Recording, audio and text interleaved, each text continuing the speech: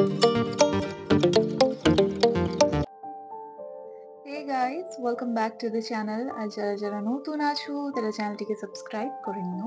আর পাশে রাখা যে বেল বাটনটা আছে সেটা কিন্তু প্রেস করতে একদম ভুলো না। তো বন্ধুরা, কিছু সপ্তাহ ধরে ভারতীয় মিডিয়ার ওপরে অনেকেই ক্ষোভ প্রকাশ করেছে, আর কারণটা সবাই জানে কি কারণে। তো আজকে যেই টপিকটার উপরে ভিডিও দেখবো তো সেইটা হলো যে বাংলাদেশের হিন্দুরা কি বলছে সেই ব্যাপারে। কারণ অনেকভাবে প্রচার করা হয়েছে যে বাংলাদেশের হিন্দুরা ভালো নেই বা ওনাদের উপরে অত্যাচার করা হচ্ছে। তো সেই সব জিনিসগুলো আমরা একটা পার্সপেক্টিভ দিয়ে দেখেছি, মানে আমাদের মিডিয়া থ্রুতে দেখেছি। তো আমি এটাও দেখতে চাই যে বাংলাদেশের মিডিয়ারা এই ব্যাপারে কি দেখাচ্ছে আর ওখানের রিয়েল সিচুয়েশন কি সেটাও জানতে চাই। তো আজকে সেইটাই দেখবো। তো চলো আর কথা না বাড়িয়ে ডাইরেক্ট ভিডিওতেই যাই, তারপর নয় তোমাদের সাথে কথা হবে। তো ভিডিওটা শুরু করি, চলো শুরু করা যাক।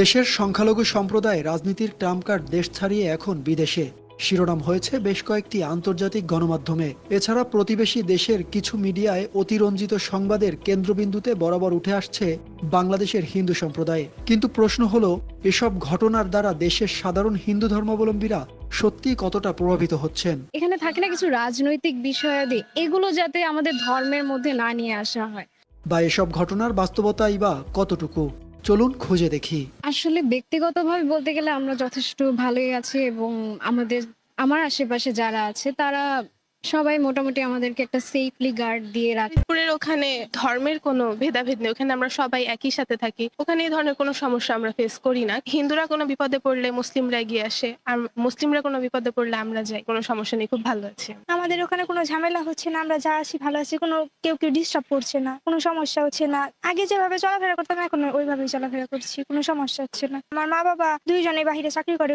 ওনাদের কোনো কিছুই হয়নি, ওরা ভালোভাবে চলাফেরা করছে, কোনো সমস্যা হয়নি। বাজার আমাদের সাথে তাঁতিবাজার, আমরা হিন্দু সম্প্রদায়ের সবাই থাকি, সবাই মোটামুটি ভালোই সেভে আছি। না, আমাদের এলাকায় আমরা হচ্ছি না, এটা সত্য, কিন্তু বাইরে কি হচ্ছে সেটা আমরা বলতে পারি না। সনাতনী এ ধর্মাবলম্বীদের মতে এখন পর্যন্ত তারা বা তাদের পরিচিত কেউ সরাসরি কোনো সমস্যার সম্মুখীন হননি।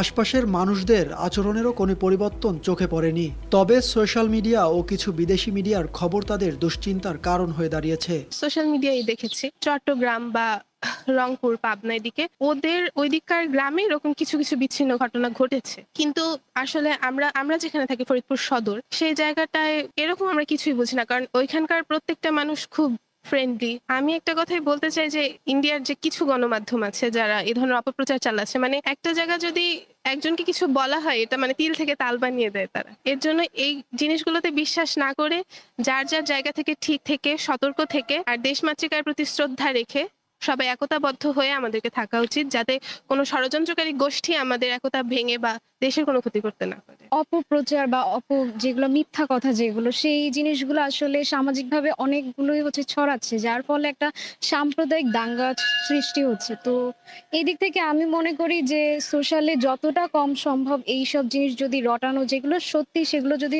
সামনে থাকে তাহলে ঠিক আছে, কিন্তু যেগুলো আর কি সত্যি না, যেগুলো গুজব, এগুলো যতটা কম রটানো সম্ভব ততটাই দুই দেশের মধ্যেই আসলে সম্পর্কটা ভালো থাকবে। এদিকে তথ্য যাচাই সংস্থা রিউমার স্ক্যানার প্রকাশ করেছে যে অন্তত ৩৯টি ভারতীয় গণমাধ্যম ভুয়া ও উদ্দেশ্য প্রণোদিত খবর প্রচার করছে। এসব মিথ্যা খবর এমন একটি পরিস্থিতি তৈরি করেছে যা হিন্দু সম্প্রদায়ের মধ্যে আতঙ্ক বাড়াচ্ছে।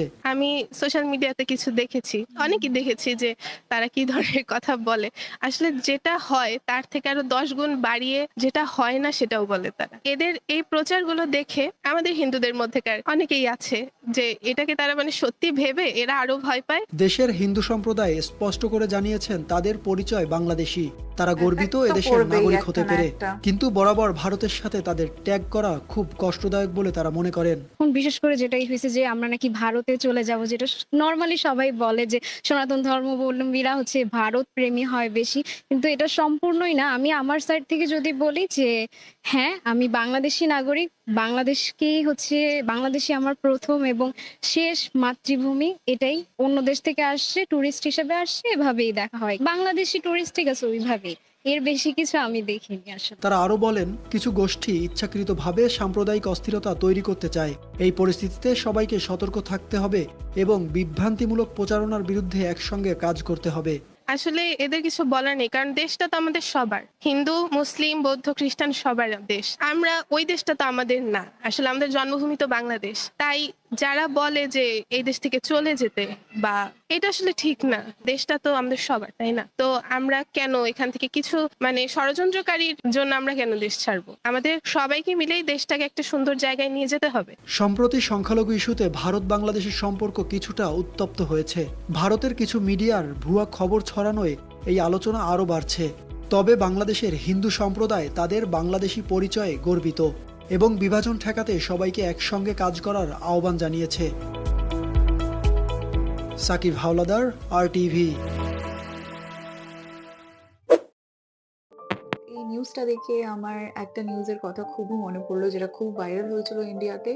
আর সেইটা ছিল যখন শেখ হাসিনাকে টপল করে বাংলাদেশের ছাত্ররা। তো সেই সময় মাশরাফির ঘরকে পোড়ানো হয়। মাশরাফি আই থিঙ্ক, নাম উচ্চারণে যদি কোনো ভুল হয়।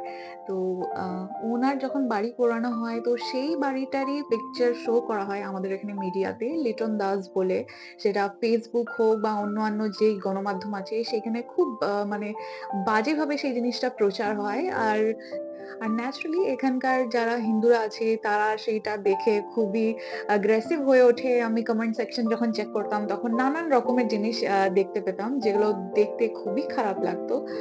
বাট এই যে এই ধরনের জিনিস যেগুলো প্রচার হয়, সেগুলো যে কতটা ক্ষতিকর নিজের দেশের জন্যই। অফকোর্স একটা কম্পিটিশন নিশ্চয়ই থাকা উচিত যে কোনো দেশের সাথে। এ ওকে টেক্কা দেবে, ও ওকে টেক্কা দেবে, হতেই পারে সেই জিনিস। একটা স্ট্যান্ডার্ড বজায় রাখা উচিত, কারণ এই ধরনের যে নিউজ যেগুলো আমাদের এখানে ছড়ানো হচ্ছে, যেগুলো ভুল নিউজ, অনেক আমি নিউজ দেখেছি যেগুলো ফেক নিউজ ছিল।